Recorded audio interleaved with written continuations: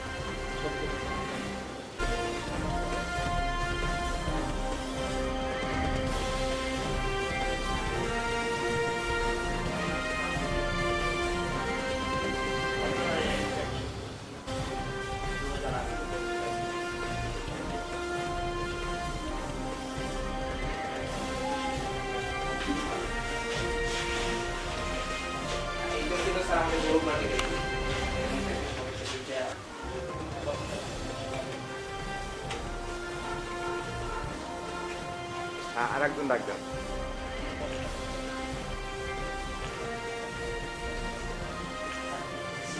ঠিক আছে।